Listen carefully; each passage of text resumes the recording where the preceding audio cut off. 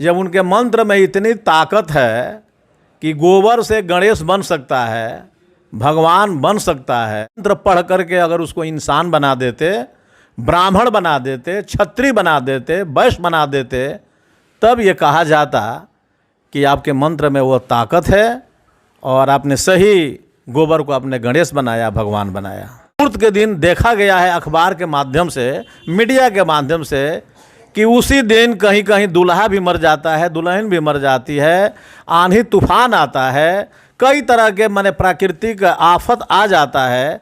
अगर मुहूर्त अगर सही होता तो कोई मरता नहीं, लड़की भागती नहीं और अनहोनी घटना नहीं घटती।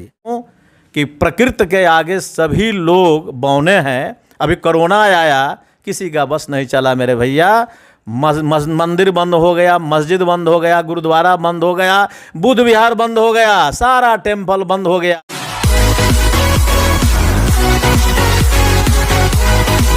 नमस्कार, मैं सुनील, आप देख रहे हैं बिहार दस्तक। मैं अभी इस वक्त सिवान में हूँ। मेरे साथ बिहार के प्रथम बौद्धाचार्य एडवोकेट राजदेव सर हैं, इनसे हम बात करेंगे। सर, मेरे चैनल में आपका स्वागत है। आपको बहुत बहुत धन्यवाद और बधाई हो कि आप अपना बहुमूल्य समय निकाल कर मुझसे कुछ अहम बात पर बात करने के लिए आप आए हुए हैं। सर, मेरा पहला सवाल है, भारत देश के जो ब्राह्मण कुल के जो लोग हैं, गोबर से देवता बना देते हैं, लेकिन इस देश में करोड़ों अछूत हैं। उनको मनुष्य बनाने का कोई प्रक्रिया है, कोई विधि है? उनको सर मनुष्य क्यों नहीं बनाया जाता है? सर देखिए, यह क्वेश्चन जो है बड़ी सारगर्भित है। कुछ भारत के ऐसे लोग हैं जिसको देवता कहते हैं, ब्राह्मण देवता कहते हैं, और ब्राह्मण देवता ही यहाँ के मूल निवासियों को आर्थिक, धार्मिक, राजनैतिक, सांस्कृतिक, सामाजिक, शारीरिक क्षति हो, विभिन्न षड्यंत्र किया। और उसी षड्यंत्र के अंतर्गत उन्होंने गोबर को गणेश बनाया, भगवान बनाया। लेकिन जब उनके मंत्र में इतनी ताकत है कि गोबर से गणेश बन सकता है, भगवान बन सकता है, और कौन कौन सा मांग लोग मांगते हैं, तो करोड़ों करोड़ों भारत में जो भारत के मूल निवासी है, जिसको छल कपट से अछूत बनाया गया, वह मंत्र पढ़ करके अगर उसको इंसान बना देते, ब्राह्मण बना देते, क्षत्रिय बना देते, वैश्य बना देते, तब ये कहा जाता कि आपके मंत्र में वो ताकत है और आपने सही गोबर को आपने गणेश बनाया, भगवान बनाया। सर, आपसे एक और सवाल है। सर, इस देश में जो पंचांग है, जो ब्राह्मण लोग हैं, इससे शादी विवाह में शुभ मुहूर्त निकालते हैं कि ये शुभ मुहूर्त है, उस दिन कुछ नहीं होगा। सर, बाकी सर शादी विवाह में जो शुभ मुहूर्त निकलता है, उसी तरह सर आंधी आ जाता है, पानी आ जाता है, किसी का एक्सीडेंट हो जाता है, किसी का मर्डर हो जाता है, सर कोई भाग जाता है। सर, ऐसा क्यों? सर देखिए, यह जो मुहूर्त पंचांग जो निकाला गया है, इसमें भी छल है। इसको प्रकृति से कोई लेना देना नहीं है। जी। खूब शोध करके ब्राह्मण जो होते हैं, ब्राह्मण देवता जिसको कहते हैं, मैं तो देवता नहीं कहता, और ऋषिकेश पंचांग है, काशी पंचांग है, उस पंचांग से मनुवादी लोग और अपने को हिंदू कहने वाले लोग टोटल काम पंचांग से करते हैं। बच्चा भी पैदा हुआ तो भाई पंडित जी के पास जाइए, मुहूर्त से निकालिए। उसके बाद में नामकरण संस्कार हुआ तो पंडित जी से जाकर मुहूर्त निकलवाइए। स्कूल में पढ़ने गया तो विद्यारंभ संस्कार पंडित जी से कराइए। फिर बाबू बड़ा हो गया, विवाह के बात आई तो फिर पंडित जी को बुलाइए, विवाह के मुहूर्त रखेंगे। फिर बाबू बूढ़ा होकर के मर गए तो जो कर्मकांड होता है, जिसको श्राद्ध कहते हैं, पंडित जी को बुलाइए।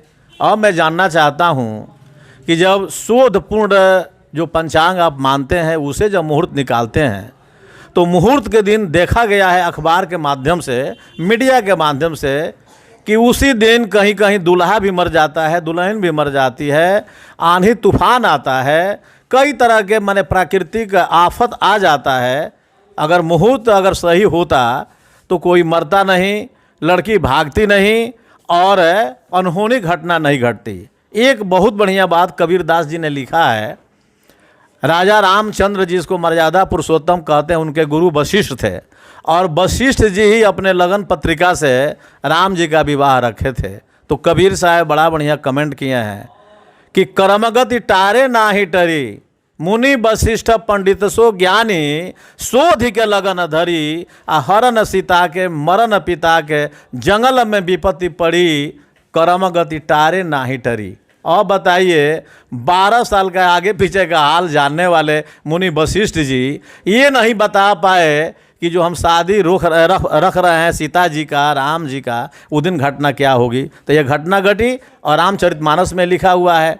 फिर एक समय पर कब है कि समय किसी को छोड़ता नहीं है ना भैया। समय समय पर बहेला पवनवा, जहानवा में समैया है बली, राजा नल पर समय पड़ा जब दर दर ठोकर खाई, अब भूजल मछली जल में कूदे रोवत फिरे बिल खाई, कतहीं लागत नहीं के भोजन के ठिकानवा, जहानवा में समैया है बली।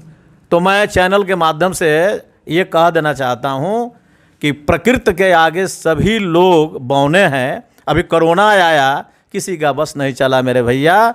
मंदिर बंद हो गया, मस्जिद बंद हो गया, गुरुद्वारा बंद हो गया, बुद्ध विहार बंद हो गया, सारा टेम्पल बंद हो गया, लेकिन एक टेम्पल खुला रहा जिसको हम अस्पताल कहते हैं। और उसमें बैठा हुआ धरती का सेकेंड गॉड डॉक्टर बैठा था, प्राण बचाया। लेकिन डॉक्टर की पूजा नहीं होती है, उस माटी की पूजा होती है। तो इस पर बहुत बड़ा आपका अरुण कुमार गुप्ता जी भी, उनका वीडियो क्लिप में जारी हुआ है कि हमसे तो बढ़िया बिल्ली है कि बनावटी चूहा जब हम घर में लाते हैं रखते हैं तो कैट जो होती है कभी भी देखिएगा वो कैप्चर नहीं, वो कैच नहीं करती है नकली चूहा को, असली चूहा को कैच करती है। तो हमसे तो सेंसर उसका मजबूत है बिल्ली का। सांप होता है घर में कहीं छिपा हुआ और उसका शिकार चूहा कहीं होता है, इतना उसका सेंसर मजबूत है कि चूहा को पता भी नहीं चलता है और सांप अपना आहार बना लेता है। तो हम चेतनशील प्राणी है, 5 ज्ञानेंद्री 5 कर्मेंद्री लेकर बैठे हैं और ये भी सेंस नहीं है कि असली क्या नकली।